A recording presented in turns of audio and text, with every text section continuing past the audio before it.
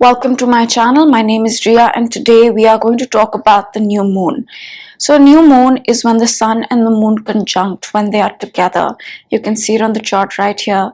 The sun and the moon are conjunct.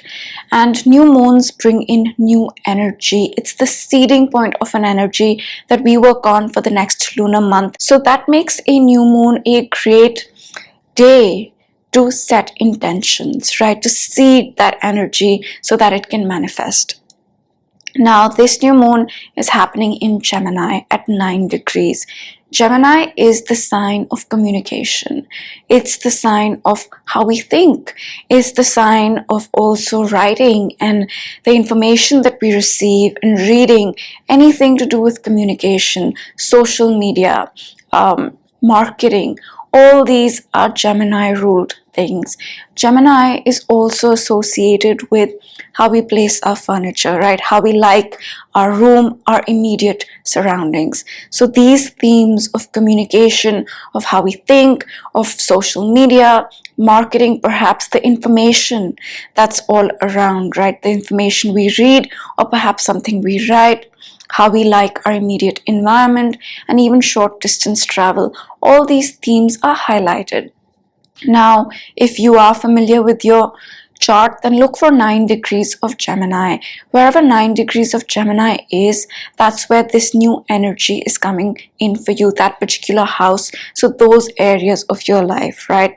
For example, if your Gemini rising and Gemini and 9 degrees of Gemini is your first house, then it'll be all about you. If it's, say, your 7th house, 9 degrees of Gemini is in your 7th house, then it'll be more about, say, the partnerships that you have, the relationships that you have in your life. So how the energy manifests exactly depends a lot on your personal chart, right? Where it is in your chart, what aspects it's making, all that sort of thing. So this is more of a general overview of what the energy entails. It's to do with communication and short distance travel and how we think. Now, let's talk about the aspects that are going on with this new moon. Now, this new moon is making one aspect that I want to mention. It's not really making too many aspects like that. This new moon at 9 degrees of Gemini is in a sextile with the Mars-Jupiter conjunction. Now, let me speak a little bit about Mars and Jupiter. Mars entered the sign of Aries on 24th May. Jupiter entered the sign of Aries on 10th May. And Mars rules Aries and Jupiter is a magnifier, right? And they are conjunct. So right now we have a lot of Aries energy, right? We have a lot of drive. We have a lot of courage to do things that might have scared us before, right? Aries energy is about taking action, making things happen, and not let your fears get in the way of those things. Aries is also the beginning point of the zodiac. So since we've had so much Aries, right? We've had Chiron in Aries for a while. We have Mars and Jupiter in Aries, and Venus up until 28th May was in Aries, a lot of Aries, which means a lot of new energies, which means a lot of new beginnings. And Jupiter in the sign of Aries is starting a new 12-year cycle and closing an old one. So a lot of energy about new things, right? Up until April, we had a lot of Pisces, a lot to do with closing out the past, releasing the past, letting go of the past, subconscious stuff, spiritual stuff, that sort of stuff. But now it's Aries. We've closed out a lot of things, but now it's new beginnings. Now it's new energy, and we have that courage, drive, willpower, initiative to go there, to step into this new beginning, so to speak. And why am I talking about Aries right now? Because this new moon is aspecting the Mars-Jupiter conjunction in the sign of Aries, infusing this new moon with a lot of go-getting energy, right? You want it, you want to start it, you can go get it. And Mercury by the end of the week will be out of retrograde. So that's when, if there's been that feeling of I want to do this, I want to go for it, but why am I reviewing still? Why am I a little held back. That's because Mercury is retrograde and has been since the day Jupiter entered Aries. And Jupiter entering the sign of Aries started this new cycle, new energy, new beginnings. But Mercury entering retrograde on the same day kind of slowed things down. But now on Friday, June 3rd, Mercury will be out of retrograde and we'll really be able to feel that energy of Mars and Jupiter in Aries. We are feeling it now also, but it will get more intense after Mercury goes direct. And in relation to the new moon, we have that energy to do things that have scared us. Maybe there's a project, right, that you've been too scared to start, but this energy can really help you start that project. Maybe you've been procrastinating a few things. This energy can help you get to those things. So things like that. But the downside of Aries, every sign has a positive and negative. The downside of Aries is being too impulsive, starting things, not finishing them, not thinking things through, right? So since we know the so-called negatives, we can work on those, right? Think things through a little bit. Don't be so impulsive, right? And reactions. Aries is also very reactive. So just be mindful of these things and use this immense energy to do things, start things that have perhaps scared you, and step in to this new energy. The next thing that I want to talk about is the fact that this new moon is conjunct a fixed star called Aldebaran. You can see this. This star is called the star of illumination, and as the name suggests, it can bring things to light. It can reveal information. So that might happen on this new moon. Something might come to light, information might be revealed, something like that might happen. Also, this fixed star has a very Mars-like quality. Mars is the planet of action, drive, going after what you want. So this fixed star has the same vibe, you can say. So it's infusing this new moon again with that drive, that energy to really get what you want and step into this new beginning, so to speak. And this star is also associated with success. It's associated with ambition, but with this energy that is a lot about getting what you want, going after what you want, being very ambitious. One has to do it the right way, right, the straightforward way, and not resort to things that you might not be proud of in the long run to get what you want. So that's what one needs to be mindful of with the conjunction to Aldebaran on this new moon, right? Something might come to light, but a lot of energy to go after what you want. The next thing I want to talk about is the fact that Mercury is retrograde. And why is Mercury important? Mercury is important right now because it rules the sign of Gemini, right, where we have the new moon. So Mercury is very important, and Mercury is retrograde right now, which means we are reviewing. So perhaps the energy of this new moon might be more internal than external. That's the first thing. The second thing is that Mercury is in the sign of Taurus at 26 degrees, right? And it's very close to the spot that we had the eclipse, right? The eclipse on 15th or 16th of May. The date could have varied depending on your location. It's very close to that spot. The eclipse was in the sign of Scorpio, right? About, say, right here. And that the moon was here and the sun was at 25 degrees of Taurus. And Mercury is really, really close to that eclipse spot, which means it's bringing up that energy of the eclipse. Now, that eclipse was in the sign of Scorpio. It was conjunct the south node and it was in a square to Saturn, right? So what that means is that eclipse was a major letting go point, right? Major release point, end point of something. And with the square to Saturn, right, a decision or a certain sort of streamlining things in our lives was required. And generally speaking, eclipses are emotional points, right? A lot of emotions are associated with an eclipse, and what we do on an eclipse is emotional release. A full moon eclipse especially, which was what we are talking about right now, a lot of emotional release, a lot of decisions that are more based on, say, feeling, that are more karmic. So eclipses are very emotionally charged, and during that eclipse we let go and we started to streamline and decide. And Mercury at this spot, what it's doing is it's bringing intellect and logic to that emotional energy of the eclipse, right? Perhaps we decided something or released something or let go of something at an emotional level without really a very logical, rational understanding of why. And on that eclipse, Mars and Neptune were also conjunct. So there was some sort of confusion as well, right? There was this need to decide this way or that way, right? Decide, Saturn. Release, let go, end the old, step into the new and decide. But there was some confusion and all this was emotional. But now Mercury is lending its logic. Mercury is logic. Mercury is rational thought. It's lending those things to the energy of the eclipse so that we can understand what happened, so that we can understand that more intellectually now.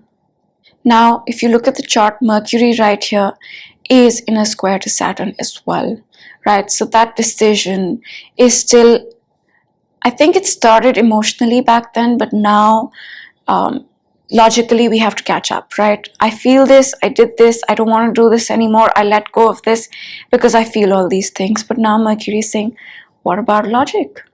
Where's the logic in your decision? So now we are going to start to review the energy of the eclipse and the decision and the streamlining from a logical point of view. And I say review because Mercury right now is retrograde, and Mercury will be at this 26-degree spot for about a week, right? So we will be reviewing these things intellectually, logically, rationally, the eclipse energy.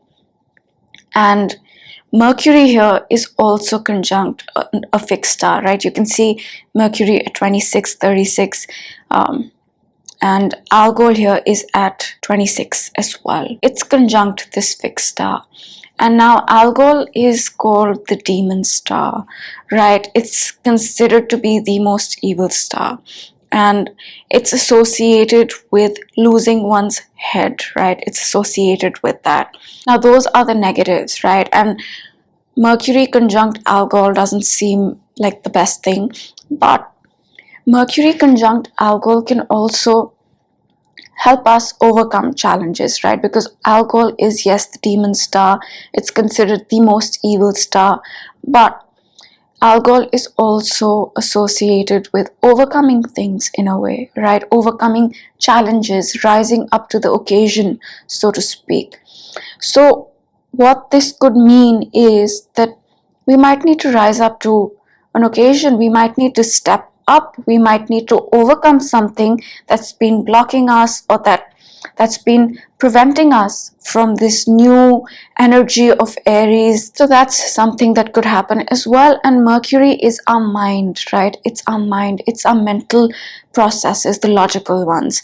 So what this could also mean is that we might need to overcome something mentally, right? Maybe we have certain mental blocks, right, that are holding us back. So maybe we need to let go of those blocks. So it could be something like that. And Saturn here is squaring not just Mercury, it's squaring Algol as well. So that need to decide, that need to streamline is there, and perhaps maybe we need to overcome something mentally so that we can decide. And in that decision, we'll be able to move on and let go of the past Scorpio lunar eclipse. So it's something like that. And Mercury here is also really close to the North Node.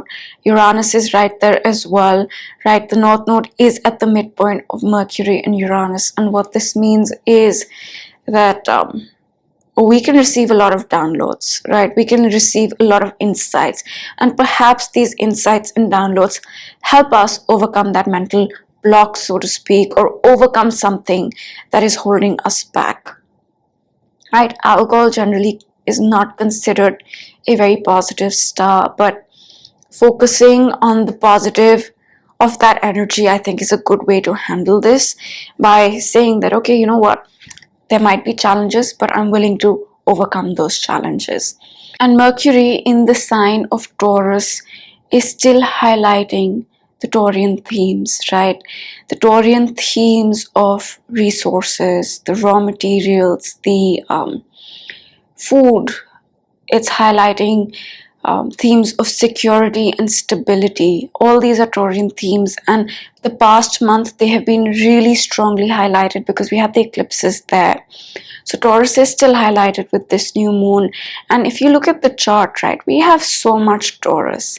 Mercury, North Node, Uranus, now Venus as well, and the eclipses here. Taurus is really highlighted. So resources, finances, stability, security, raw materials, food, all these sort of things are magnified. On a larger scale, things like currency, the economy, all that. And it will be for a while because the North Node, right, is in Taurus. And the North Node, yes, is the future, but it is also something that blows things up, right? It magnifies them. A lot like Jupiter, you can say. It's magnifying Taurus, right? It's magnifying all these themes that I just mentioned. And it has been since, I believe, Jan 18th or 19th, since the nodes changed signs.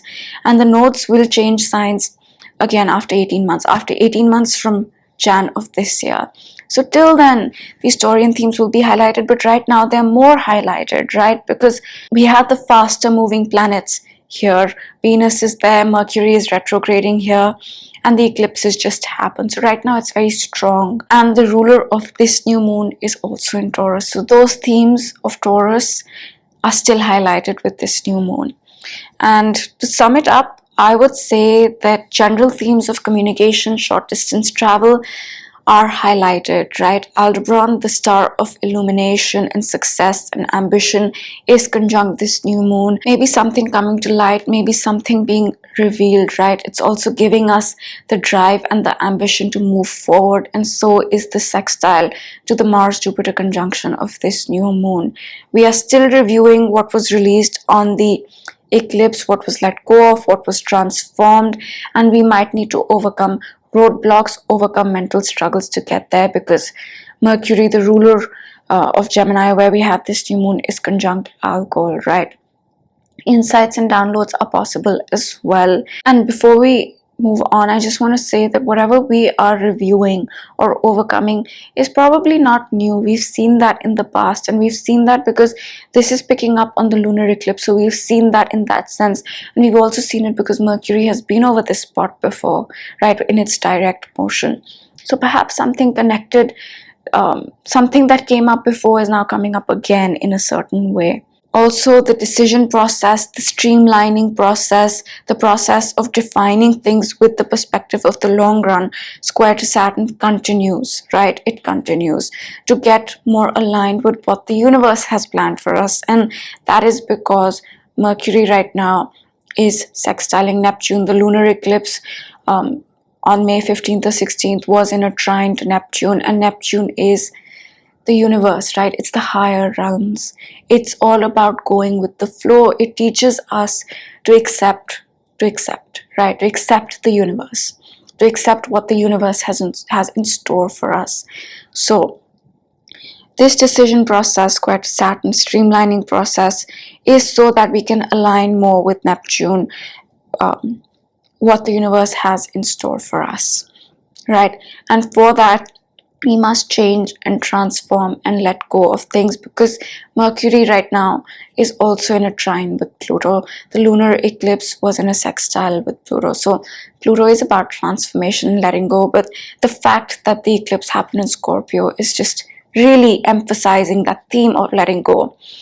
And the Taurian themes of security, stability, safety, raw materials, resources, currency, economy, skills, finances is still really highlighted.